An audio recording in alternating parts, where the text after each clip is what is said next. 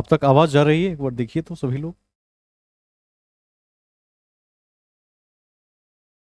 अचानक क्रैश कर गया, दोबारा से देखेंगे अब रिकॉर्ड हुआ कि नहीं।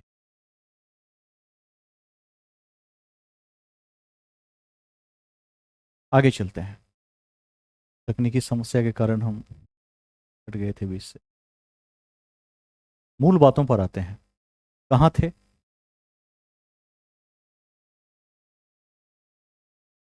अतार्किन का दरवाजा, कौमा, सुल्तानगढ़ी का मकबरा। सुल्तानगढ़ी का मकबरा। सुल्तानगढ़ी का मकबरा, कौमा, कुतुब मीनार को पूरा करवाया। कुतुब मीनार को पूरा करवाया। Very good, Iltutmish. यह तीनों कार्य इल्तुतमिश ने किए। इल्तुतमिश। इल्तुतमिश। नेक्स्ट, तीसरा नंबर। तीसरे नंबर में लिखिए अलाय दरवाजा। अलाय दरवाजा, कौमा, हौज एक खास। हौज एक खास तथा हजार स्तंभों वाला महल। तथा हजार स्तंभों वाला महल। क्या होगा उत्तर? अलाउद्दीन खिलजी। अलाय दरवाजा, कौमा, हौज एक खास तथा हजार स्तंभों वाला महल। अलाउद्दीन खिलजी। ठीक है। नेक्स्ट, अगला पॉइंट लिखिए आदिलाबाद का किला। आदिलाबाद का किला, कौमा, जहां पनाह नगर। जहां पनाह नगर। जहां पनाह नगर तथा निजामुद्दीन औलिया का मकबरा। निजामुद्दीन औलिया का मकबरा किसने बनवाया?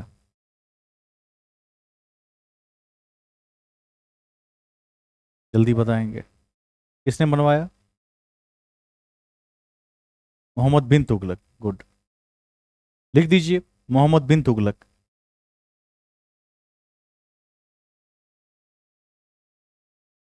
ठीक है। उसके बाद लिखिए काली मस्जिद। काली मस्जिद, कौमा, खिड़की मस्जिद। खिड़की मस्जिद,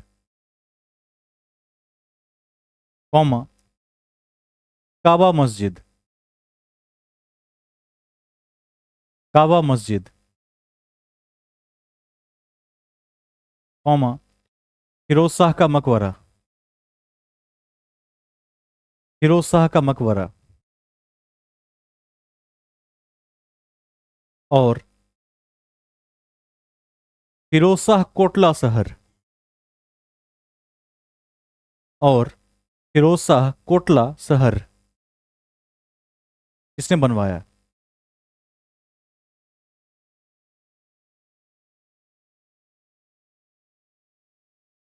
फिरोज शाह तुगलक।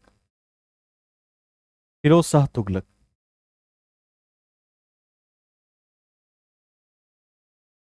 ठीक है।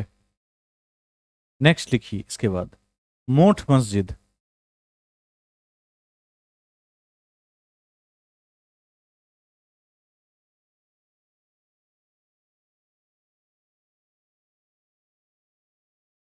मोठ मस्जिद, इसके आर्किटेक्ट कौन थे? कल लिखा दिए थे।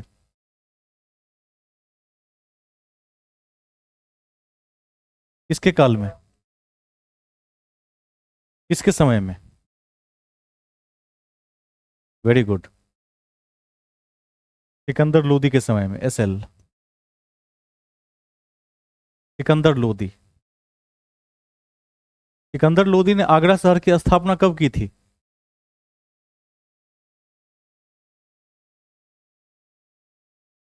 कब? 1504 में। और राजधानी कब बनाया था? 6 ईस्वी में। Very good. तो सिकंदर लोदी को ध्यान रखेंगे। इसमें लास्ट लिखिए सिकंदर लोदी का मकबरा।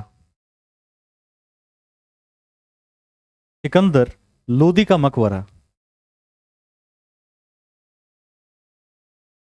सिकंदर लोदी का मकबरा। इब्राहिम लोदी। इब्राहिम लोदी। इतनी बातें ध्यान रख लीजिए। नेक्स्ट पॉइंट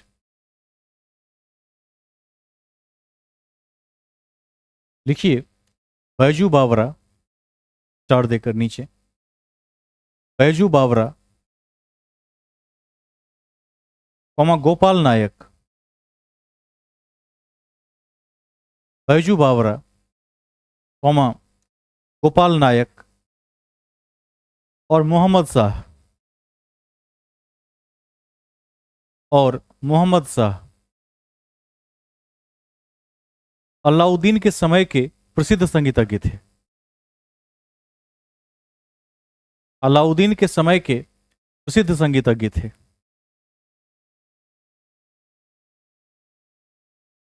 अलाउद्दीन के समय के प्रसिद्ध संगीतज्ञ थे।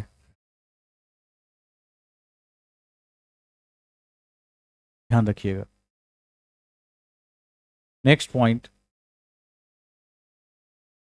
गयासुद्दीन तुगलक संगीत कला का विरोधी था। गयासुद्दीन तुगलक संगीत कला का विरोधी था। गयासुद्दीन तुगलक संगीत कला का विरोधी था। विरोधी था।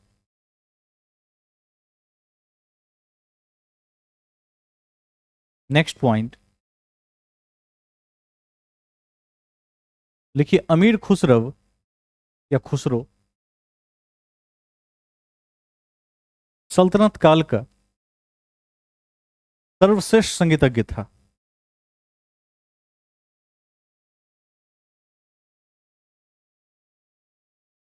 सर्वश्रेष्ठ संगीतज्ञ था जिसने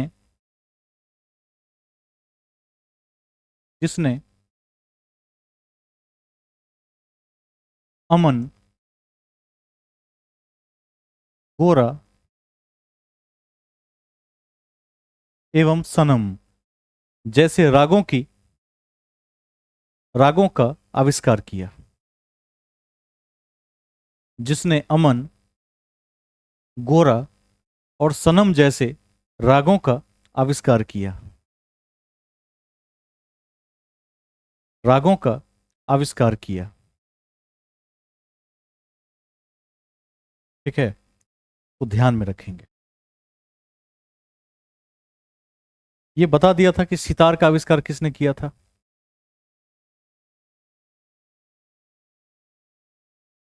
अमीर खुसरो ने ही किया था, तो ध्यान रख लीजिएगा, लिखवा चुके हैं पहले। नेक्स्ट पॉइंट लिखिए। बायहाकी बायहाकी द्वारा लिखित बायहाकी द्वारा लिखित गजनवियों के इतिहास में गजनवियों के इतिहास में सल्तनत के चित्रकला का उल्लेख मिलता है। सल्तनत के चित्रकला का उल्लेख मिलता है।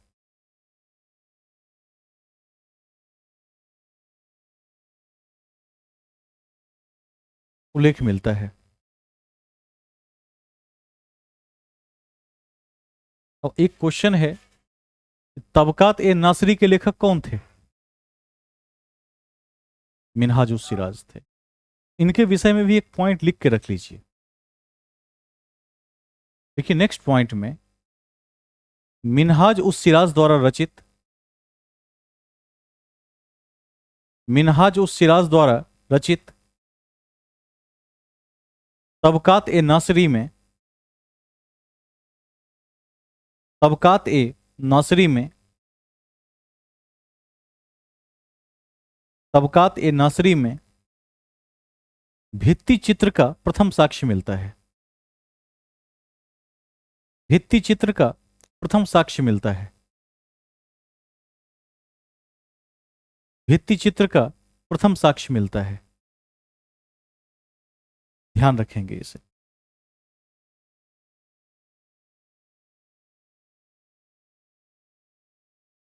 नेक्स्ट पॉइंट लिखिए, सल्तनत कालीन हिंदू मुस्लिम पांडुलिपि का संग्रहण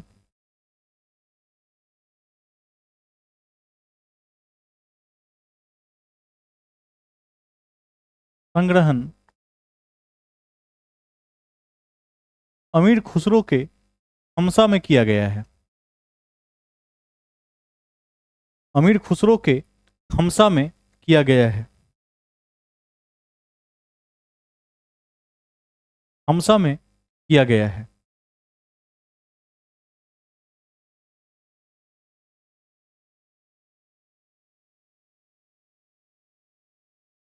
सल्तनत कालीन हिंदू मुस्लिम पांडुलिपियों का संग्रहण अमीर खुसरो के हमसा में किया गया है। हमसा में किया गया है। तो ये थी हमारी अन्य बातें। अन्य बातों में हमने वैसे पॉइंट्स को देखा जो चैप्टर के दौरान काफ़ी महत्वपूर्ण था, अथवा मुझे लगा कि कहीं ना कहीं मिस हो गया है। कई बातें रह जाती हैं कई बार, क्योंकि जब हम इतिहास जैसे विषय को देखते हैं उसका कोई अंत नहीं होता है। फिर भी एक टेक्निकल अंत देने की कोशिश करते हैं, अन्यथा किसी भी विषय का अंत नहीं हो सकता। तो मुझे जहाँ तक लगा ये बातें महत्वपूर्ण है तो मैंने आप तक पहुँचा दिया है। अब इसके बाद लिखेंगे हम बूस्टर फैक्ट्स, जो हम चैप्टर के लास्ट में लिखते हैं, उसको हेडिंग बना लीजिए, बूस्टर फैक्ट्स, ब्रैकेट में सल्तनत काल। यहां से शुरू करेंगे।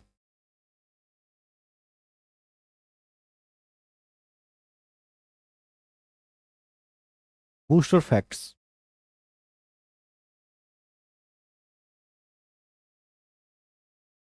देखिए पहला पॉइंट, फर्स्ट पॉइंट, देखिए कुतुबुद्दीन ने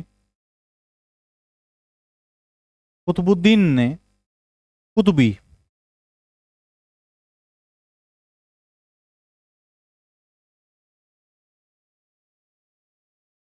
कुतुबुद्दीन ने कुतुबी कॉमा कॉमा इल्तुतमिश ने शमसी, इल्तुतमिश ने शमसी,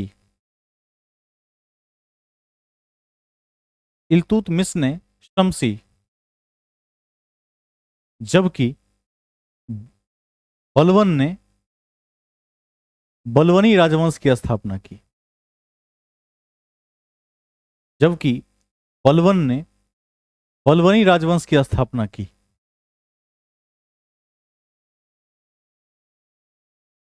ठीक है, ध्यान रखिएगा। कुतुबुद्दीन ने क्या किया? कुतुबी। इल्तुतमिश ने शमसी राजवंश, और बलवन ने बलवनी राजवंश की स्थापना की। ठीक है, अब एक क्वेश्चन पूछते हैं आप लोगों से, किस शासक को गुलाम वंश का वास्तविक संस्थापक कहा जाता है? इल्तुतमिश को। यदि कोई एक कारण में इसका जवाब देना हो, वो कौन सा कारण होगा? एक कारण है तो कई कारण। इसका इसका सबसे जो प्रधान कारण है वो ये भी था, इसने लाहौर से राजधानी को दिल्ली स्थानांतरित किया था। ध्यान रखिएगा, ये सबसे प्रधान कारणों में से एक था, क्योंकि दिल्ली में राजधानी स्थानांतरण के बाद, क्योंकि दिल्ली भारत के केंद्र में है, तो वहां से सभी प्रांतों तक पहुंच आसान थी। यदि एक वाक्य में जवाब देना हो तो राजधानी होगा, ध्यान रखिएगा। उसके बाद बाकी सेंटेंस में कह सकते हैं आप जो आप कह रहे थे। लिख दीजिए, इल्तुतमिश को दिल्ली सल्तनत का वास्तविक संस्थापक माना जाता है। दिल्ली सल्तनत का वास्तविक संस्थापक माना जाता है। वास्तविक संस्थापक माना जाता है क्योंकि क्योंकि उसने राजधानी को लाहौर से दिल्ली लाया।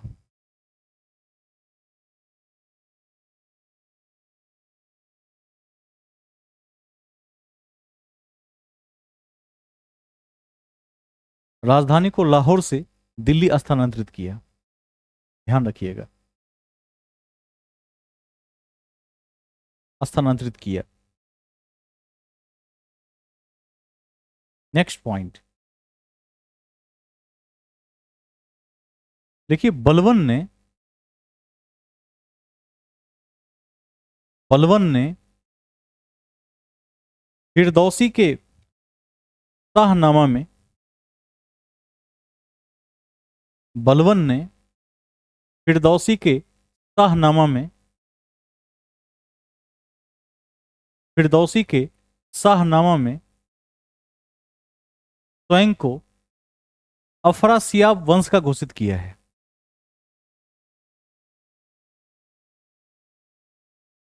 स्वयं को अफरासियाब वंश का घोषित किया है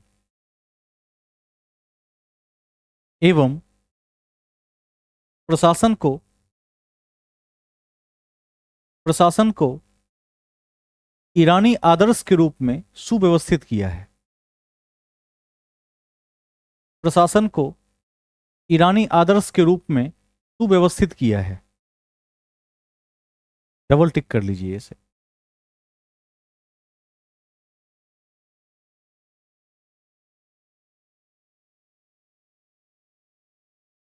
नेक्स्ट पॉइंट, वैसे बूस्टर फैक्ट्स में जो भी बातें आप तक पहुंच रही हैं, ये हाई फ्रीक्वेंसी पर पूछे जाने वाले प्रश्न हैं। इनको वैसे भी बार बार स्मरण करके रखेंगे, याद रखेंगे। सिजदा और पावोस प्रथा किसने लागू की? बलबन ने लागू किया। यह इस्लामिक प्रथा थी कि गैर इस्लामिक?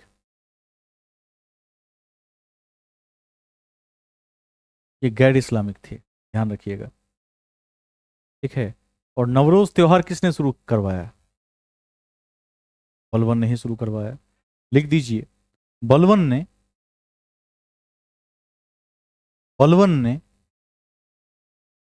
गैर इस्लामी प्रथा बलबन ने गैर इस्लामी प्रथा सिजदा और पाबोस की शुरुआत की।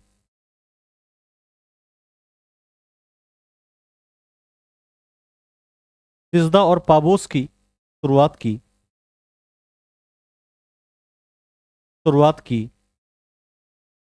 और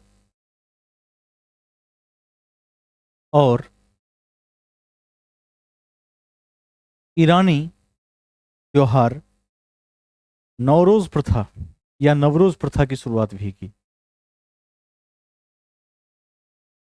ईरानी प्रथा नवरोज त्योहार की शुरुआत की।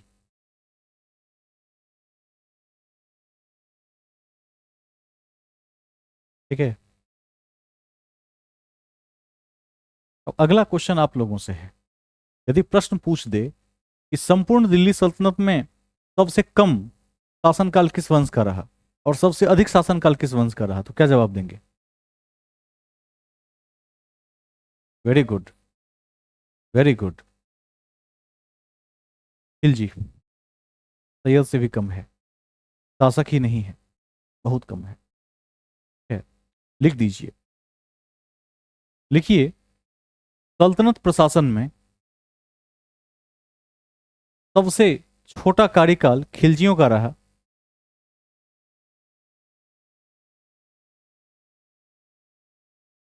सल्तनत प्रशासन में सबसे छोटा कार्यकाल खिलजियों का रहा, जबकि सबसे बड़ा कार्यकाल तुगलक वंश का रहा। तुगलक वंश का रहा।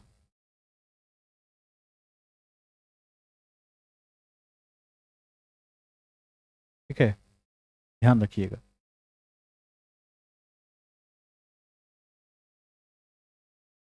पांच ही राजवंश हैं, गुलाम, खिलजी, तुगलक, सैयद और लोदी। उस पांच में टॉप और बॉटम को याद रख लेंगे। बॉटम में कौन है? खिलजी है, सबसे छोटा है, और टॉप में है तुगलक। आगे चलते हैं। अब अगला क्वेश्चन है, इस पांच राजवंशों में से ऐसा कौन सा राजवंश था जिसने आम भारतीयों को भी सेना या प्रशासन के उच्च पदों पर भर्ती किया? क्या उत्तर होगा इसका? खिलजी वंश। लिखवाए भी थे। ठीक है, अलाउद्दीन खिलजी। कार्मिक योग्यता पर बल दिया था। इसको भी लिख दीजिए। लिखिए, सल्तनत काल में भारतीयों को सल्तनत काल में भारतीयों को भारतीयों को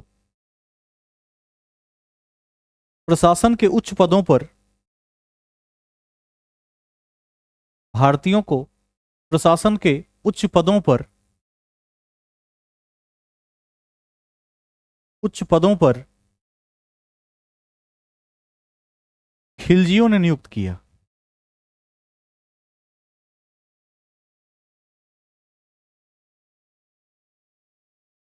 ठीक है, नियुक्त किया।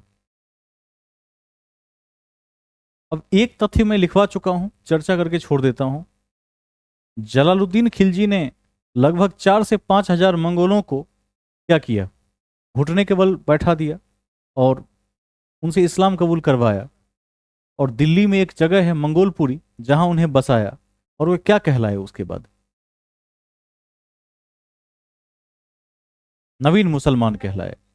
इस तथ्य को हम पहले लिखवा चुके हैं, इसको वैसे ही याद रख लीजिए, पहले ही लिखा जा चुका है। कभी पूछ सकता है आपको कि नवीन मुसलमान कौन कहलाए? उत्तर होगा कि जिसे जलालुद्दीन खिलजी ने जिन मंगोलों को इस्लाम कबूल करवाया, उन्हें ही नवीन मुसलमान कहा जाता है। किस संत ने किस संत ने इसके अलाउद्दीन खिलजी से भेंट करने से मना कर दिया था?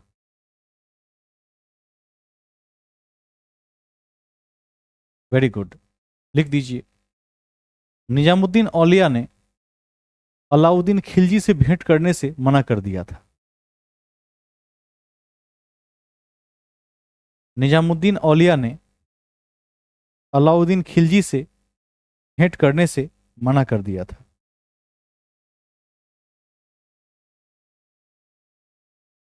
मना कर दिया था।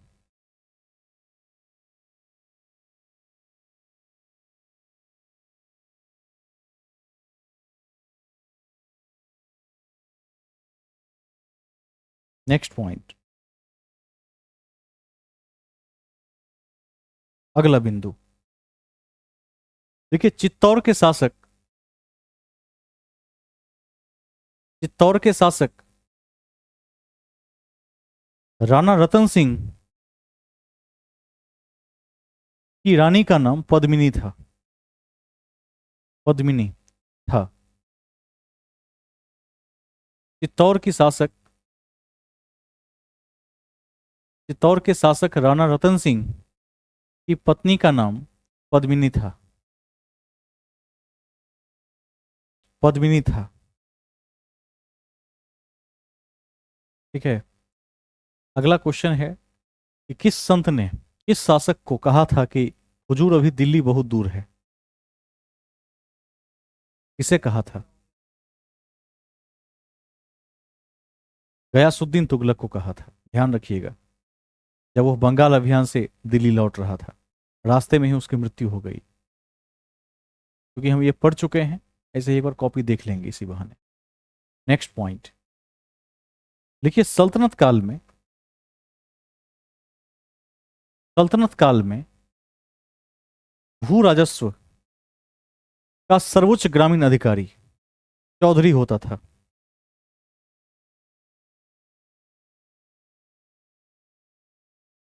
चौधरी होता था। चौधरी होता था। जबकि मुकद्दम और खुत भी इस कड़ी में महत्वपूर्ण है। मुकद्दम और खुत भी इस कड़ी में महत्वपूर्ण है। महत्वपूर्ण है।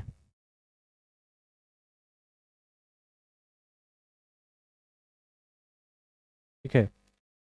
नेक्स्ट पॉइंट, एक प्रश्न पहले पूछ लें।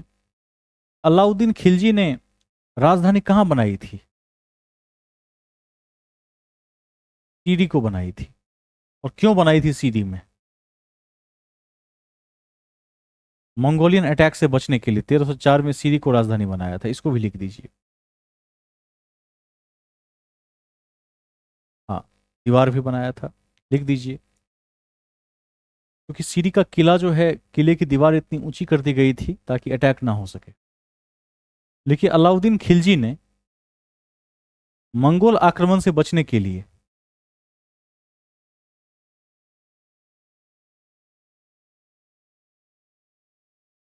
अलाउद्दीन खिलजी ने मंगोल आक्रमण से बचने के लिए 1304 ईस्वी में सीडी को अपना राजधानी बनाया। 1304 ईस्वी में सीडी को अपना राजधानी बनाया और किलेबंदी की। किलेबंदी की, ध्यान रखिएगा।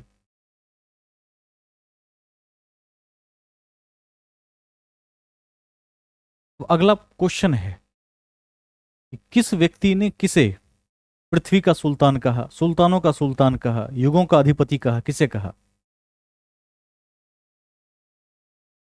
सल्तनत काल में किसे कहा? लिख दीजिए। देखिए, अमीर खुसरो ने अलाउद्दीन को विश्व का सुल्तान अलाउद्दीन को विश्व का सुल्तान, कौमा, पृथ्वी के शासकों का सुल्तान, पृथ्वी के शासकों का सुल्तान और युग का विजेता कहा है। युग का विजेता कहा है।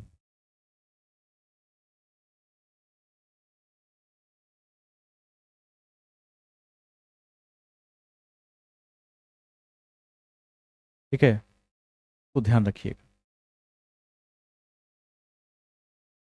देखिए, 13वीं सदी में गयासुद्दीन का युद्ध 13वीं सदी में गयासुद्दीन का युद्ध तिरहुत के राजा के साथ हुआ था। तिरहुत के राजा के साथ हुआ था। ब्रैकेट में लिख दीजिएगा, बंगाल अभियान के दौरान। बंगाल अभियान के दौरान।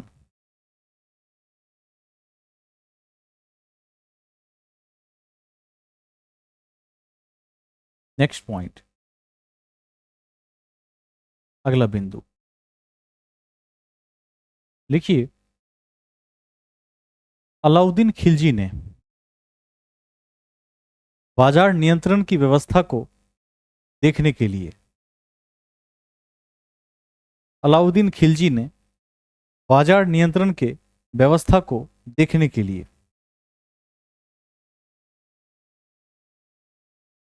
देखने के लिए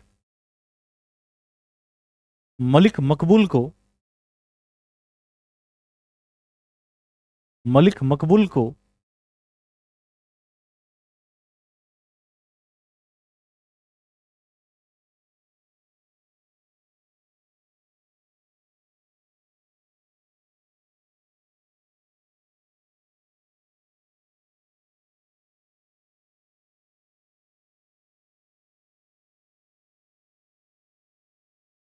सहना ए मंडी यानी सुपरिंटेंडेंट ऑफ मार्केट नियुक्त किया था। हिंदी में बाजार अधीक्षक नियुक्त किया था।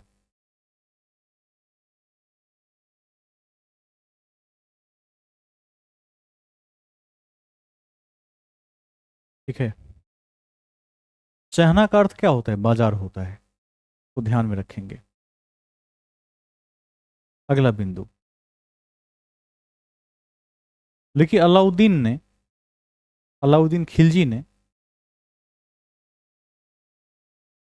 खिलजी ने अमीर खुसरो एवं अमीर हसन देहलवी अमीर खुसरो एवं अमीर हसन देहलवी जैसे विद्वानों को संरक्षण दिया था। जैसे विद्वानों को संरक्षण दिया था।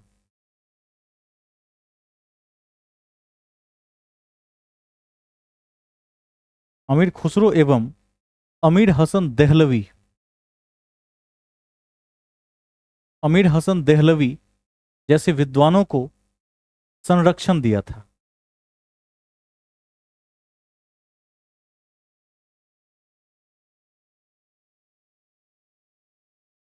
ठीक है। नेक्स्ट पॉइंट देखिए, खुसरव शाह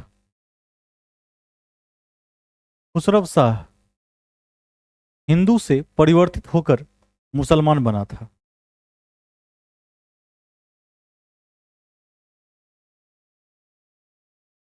खुसरव शाह हिंदू से परिवर्तित होकर मुसलमान बना था। एवं एवं पैगंबर की उपाधि धारण की।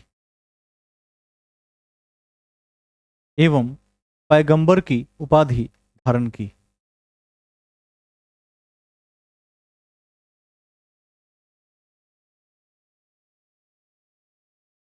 ठीक है। इसी में लिखिए, उसके शत्रुओं ने उसके विरुद्ध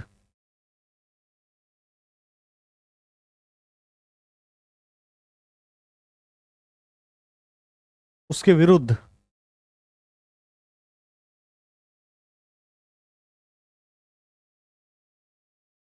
इस्लाम का शत्रु का नारा दिया।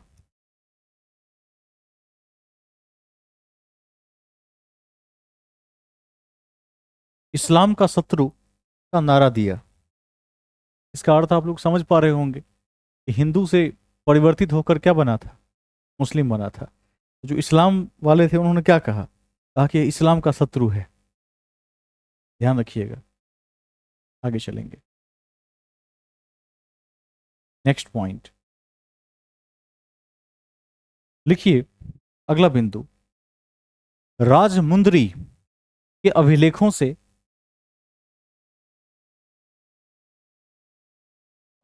से यह ज्ञात होता है। राजमुंदरी के अभिलेखों से यह ज्ञात होता है कि जौना खां, किसका नाम था जौना खां?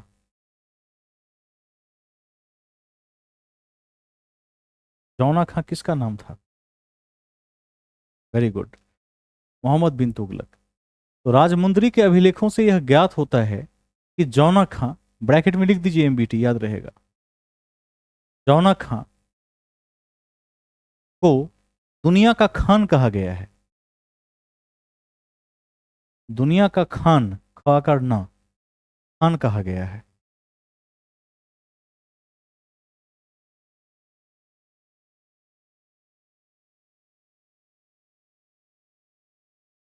ठीक है, खान एक उपाधि है यहाँ पर। नहरों का राजकुमार किसे कहा जाता है? Firoz Shah Tughlaq, very good.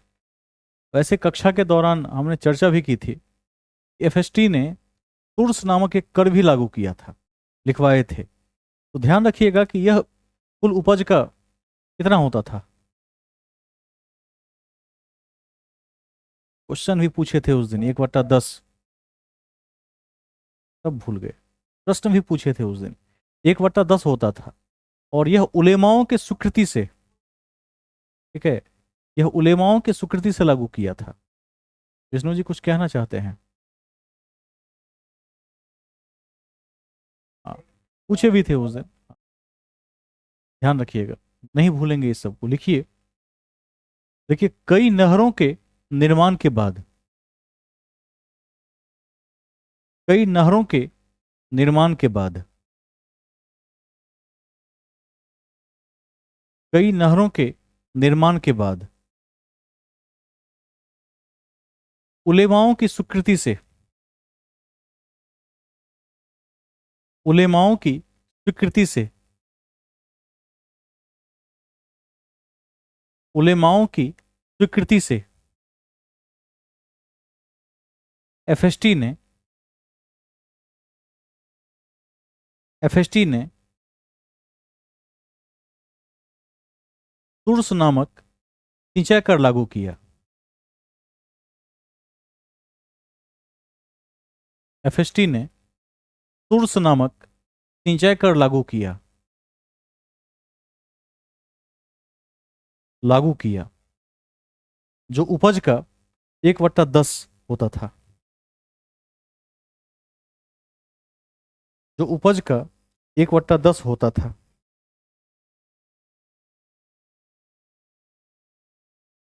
1/10 होता था।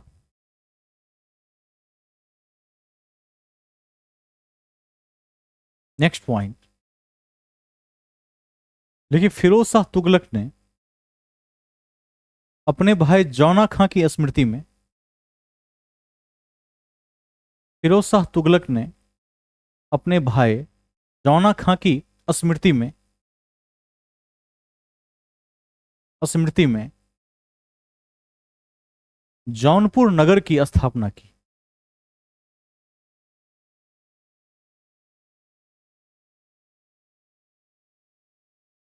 ठीक है, इसके अतिरिक्त हिसार और फिरोजाबाद नामक नगर बसाए। इसके अतिरिक्त हिसार और फिरोजाबाद नामक नगर बसाए। हिसार कहां पर है? हरियाणा में है। हिसार और फिरोजाबाद नामक नगर बसाए। नेक्स्ट पॉइंट, देखिए, सिकंदर लोदी ने भूमि की माप के लिए, ऐसे कल ही लिखवा दिए थे, क्या शुरू किया था? कितने कितने इंच की माप थी उसमें? 30 इंच का था। सिकंदर लोदी ने भूमि की माप के लिए, भूमि की माप के लिए, माप के लिए गज ए सिकंदरी,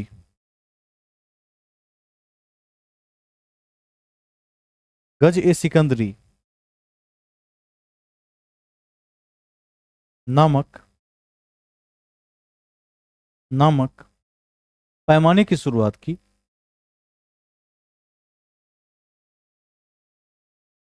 पैमाने की शुरुआत की, ब्रैकेट में 1 गज बराबर 30 इंच।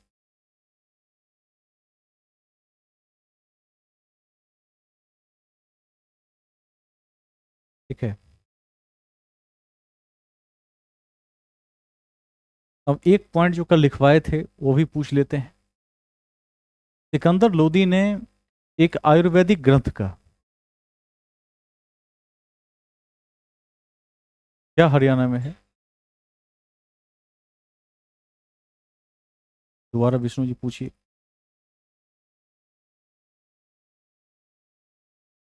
आवाज आ रही है? चलिए आगे चलते हैं, मूल बातों पर आते हैं। हम थे गजे सिकंदरी में, ध्यान रखिएगा। अब इसी कड़ी में मैंने एक पॉइंट लिखवाया था कि एक आयुर्वेदिक ग्रंथ का फारसी अनुवाद भी करवाया था इसने, सिकंदर लोदी ने। क्या नाम था उसका? वेरी गुड, इसको भी लिख दीजिए दोबारा। देखिए, सिकंदर लोदी ने आयुर्वेदिक ग्रंथ का फारसी अनुवाद करवाया था।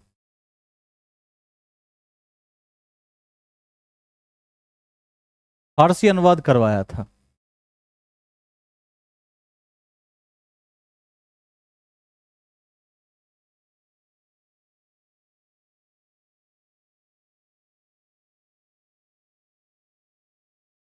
जिसे फरहंग सिकंदरी कहा जाता है।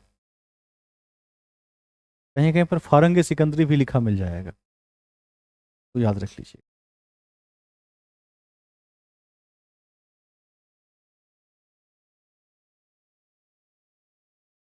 ठीक है, ये एक आयुर्वेदिक ग्रंथ है और इसी में ऐड करके एक लाइन लिख सकते हैं।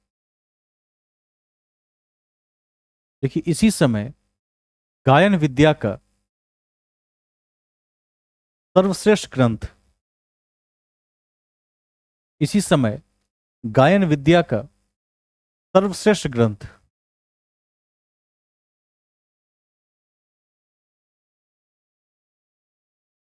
सर्वश्रेष्ठ ग्रंथ लज्जत ए सिकंदरी की रचना हुई। लज्जत ए सिकंदरी की रचना हुई।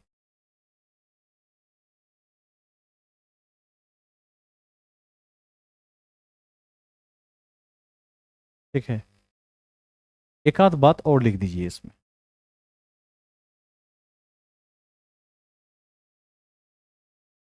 देखिए, अलाउद्दीन खिलजी के समय खालसा भूमि का विस्तार सर्वाधिक हुआ। खालसा भूमि का विस्तार सर्वाधिक हुआ। सर्वाधिक हुआ, जबकि जबकि नीतियों में परिवर्तन के कारण जबकि नीतियों में परिवर्तन के कारण नीतियों में परिवर्तन के कारण फिरोज शाह तुगलक के समय में खालसा भूमि कम हो गई।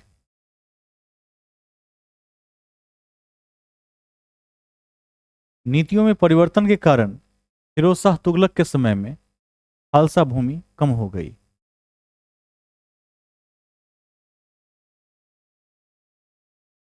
लास्ट पॉइंट, अंतिम बिंदु।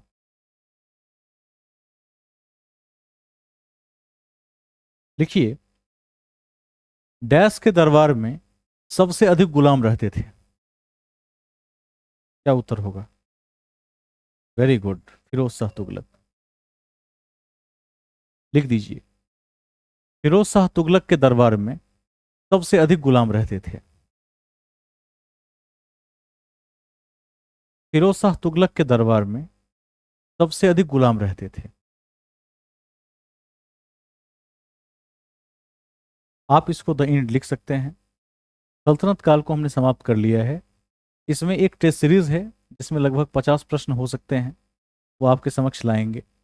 आज ही लाते, थोड़ी तकनीकी कारणों से आज कक्षा को पहले ही अवर करना पड़ेगा, लिखना पड़ेगा, कुछ गड़बड़ी आ गई है इसमें। मूल बातों पर आ जाएं एक बार। इस मध्य में, सल्तनत और मुगल के मध्य में 3 पॉइंट्स आपके लिए उल्लेखनीय हैं, जिसमें जो सबसे पहला है वो क्षेत्रीय राज्य है। जैसे इस मध्य में जैसे उड़ीसा हो गया, बिहार के प्रांतों में बंगाल हो गया, ऐसे ऐसे जो क्षेत्रीय राज्य हैं अथवा दक्कन प्रांत के कुछ राज्य हैं, इनकी भी हम चर्चा कर लेंगे। साथ ही क्षेत्रीय राज्यों के साथ साथ आपने देखा कि गुरु विद्यारण्य की सहायता से 1336 में हरिहर और बुक्का ने मिलकर विजयनगर साम्राज्य की स्थापना कर डाली। और एक तरह से उसने क्या किया, दक्षिण भारत में स्वयं को स्वतंत्र राज्य के रूप में घोषित किया। उसको भी देख लेंगे। विजयनगर और बहमनी दोनों दोनों महत्वपूर्ण हैं। और उस काल में इसी दोनों के बहाने मध्यकालीन साहित्य में इधर का तो हमने देख लिया कि नॉर्थ इंडिया में या पूरे सेंट्रल इंडिया में इस तरह के साहित्यों का कला का विस्तार हो रहा था। लेकिन साउथ इंडिया जो स्वयं को स्वतंत्र घोषित कर चुका है, ध्यान रखिएगा उसकी चीज़ें क्या होंगी, अलग होंगी। वो भी इस राजा की बात नहीं मानेगा। वहाँ जो दो चार बातें मुख्य रूप से उद्धृत हुई उसको भी देख लेंगे।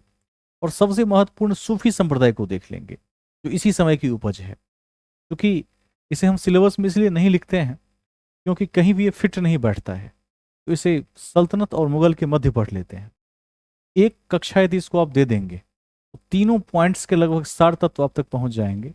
और उसके बाद अगली कक्षा मुगल काल की होगी, जहां हम बाबर से शुरुआत करेंगे और देखेंगे कि किस तरह से फरगाना के शासक बाबर ने असाध्य संघर्षों के बावजूद हिंदुकुश को लांघा और भारत में शासन स्थापना में सफलता पाई। और जिन शासकों ने बाबर को बुलाया था, अंततः बाबर ने उनको भी हरा दिया। 27-28 तक, 1527-28 तक जाते जाते हरा दिया था। ध्यान रखेंगे इस चीज़ को। इन्हीं शब्दों के साथ आज कक्षा की समाप्ति की घोषणा करता हूँ। कल हम फिर आएंगे और पूरी तैयारी के साथ क्लास में प्रेजेंट हो जाएंगे। आपका कार्य रहेगा कि रिवाइज करके आ जाएं। कल टेस्ट सीरीज के साथ ही क्लास शुरू होगी। 50 क्वेश्चंस और तारबतोड़ आपको जवाब देना है। और उसके बाद 3 पॉइंट्स को देख लेंगे। और परसों से जो कक्षा शुरू होगी वो मुगल काल की होगी। शिवरात्रि पूछ लीजिए।